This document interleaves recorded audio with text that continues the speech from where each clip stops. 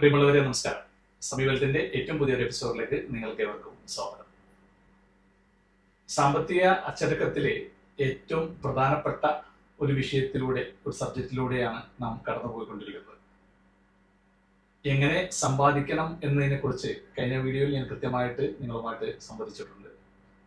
ഇനി സമ്പാദിച്ച ആ സമ്പത്ത് എപ്രകാരം കൃത്യമായിട്ട് നാം ഇൻവെസ്റ്റ് ചെയ്തു പോകണം എന്നതിനെ കുറിച്ചുള്ള ഒരു ക്ലിയർ വിഷൻ, ഒരു ക്ലിയർ ധാരണയാണ് ഞാൻ ഈ വീഡിയോയിലൂടെ നിങ്ങളുമായിട്ട് പങ്കുവെക്കുന്നത്.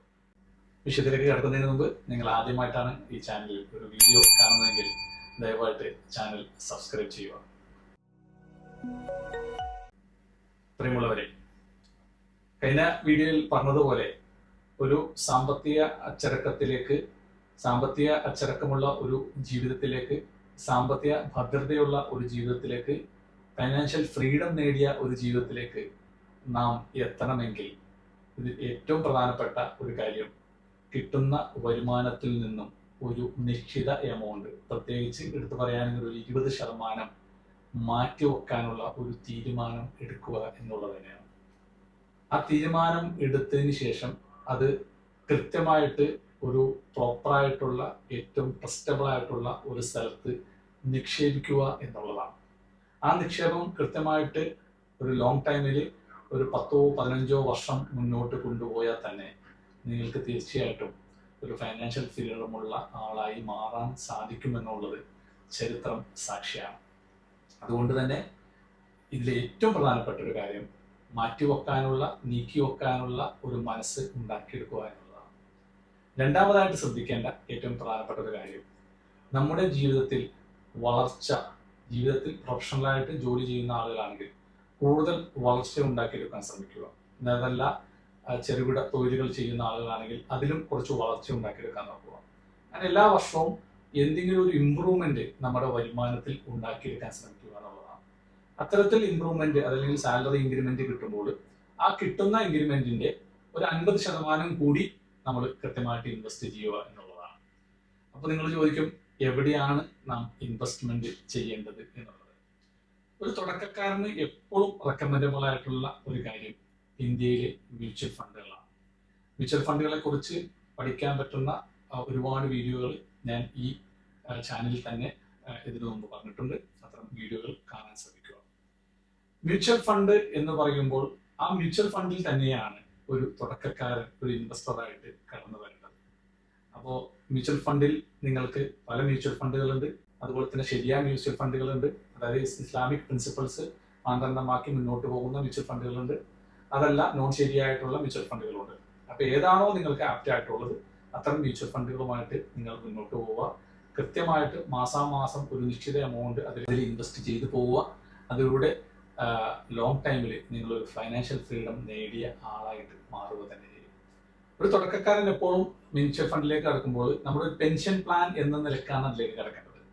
മ്യൂച്വൽ ഫണ്ടിന്റെ മറ്റു തലങ്ങളിലേക്ക് ഞാൻ ഈ വീഡിയോ കൊണ്ടുപോകുന്നില്ല, മറിച്ച് അതിന്റെ എപ്രകാരമായിരിക്കണം മ്യൂച്വൽ ഫണ്ടിൽ ഇൻവെസ്റ്റ് ചെയ്യുമ്പോൾ ഏതൊക്കെ പെർപ്പസിന് വേണ്ടിയായിരിക്കും നിങ്ങൾ ചെയ്യേണ്ടതാണ് ഞാൻ ഇതിൽ കൃത്യമായിട്ട് പറയാൻ ആഗ്രഹിക്കുന്നത്.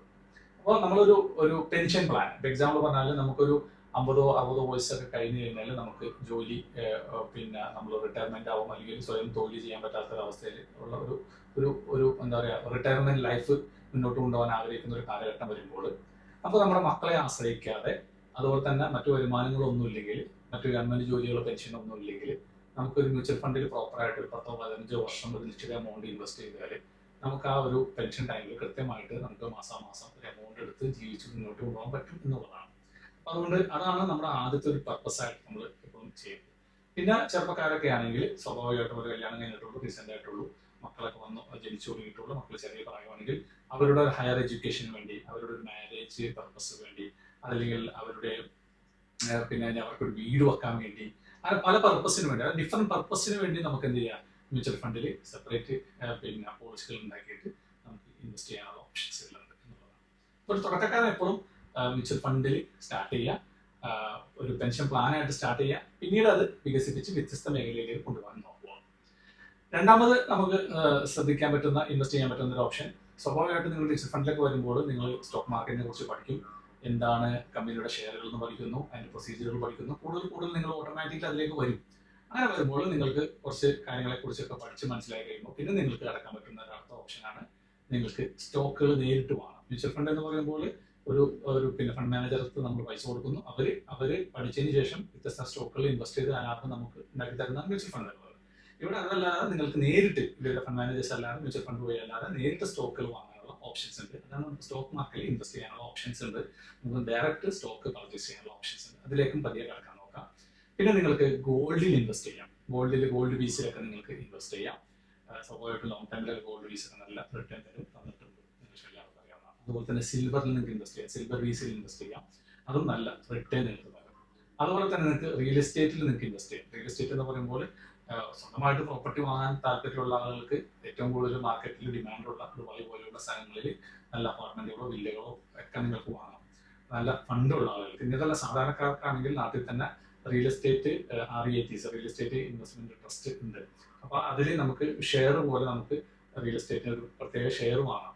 അപ്പൊ നമ്മൾ മൊത്തം ഒരു പ്രോപ്പർട്ടി വാങ്ങുന്നില്ല, മറിച്ച് ആ പ്രോപ്പർട്ടി ഒരു ചെറിയ ഷെയർ മാത്രം വാങ്ങുന്ന ഓപ്ഷൻസും ഇന്ന് അവൈലബിൾ ആണ് എന്നുള്ളത്. അപ്പൊ ഇത്തരത്തിലുള്ള വ്യത്യസ്തമായിട്ടുള്ള ഓപ്ഷൻസിലൂടെയൊക്കെ നിങ്ങൾക്ക് കടന്നു പോകാം. പക്ഷെ ഒരു തുടക്കക്കാരൻ എപ്പോഴും ഒരു മ്യൂച്വൽ ഫണ്ടിലൂടെ സ്റ്റാർട്ട് ചെയ്യുക, അതിലൂടെ അത് കൃത്യമായിട്ട് നിങ്ങൾ ഈ പറയുന്ന രീതിയിൽ 15 വർഷമൊക്കെ നിങ്ങൾ മെയിൻറ്റെയിൻ ചെയ്താൽ നിങ്ങൾക്ക് ഇപ്പം എന്താണോ വരുമാനമുള്ള ആ വരുമാനം 15 വർഷം വരുമ്പോൾ കിട്ടാനുള്ള സാധ്യതകൾ ഉണ്ട് എന്നുള്ളതാണ് ഇതുവരെയുള്ള മ്യൂച്വൽ ഫണ്ടിന്റെ ചരിത്രം നമ്മെ പഠിപ്പിക്കുന്നത്. അതുകൊണ്ട് അത്തരം കാര്യങ്ങളെ കുറിച്ച് പഠിക്കാനും മനസ്സിലാക്കാനും ഇൻവെസ്റ്റ് ചെയ്യാനും എല്ലാവരും മുന്നോട്ട് വരിക.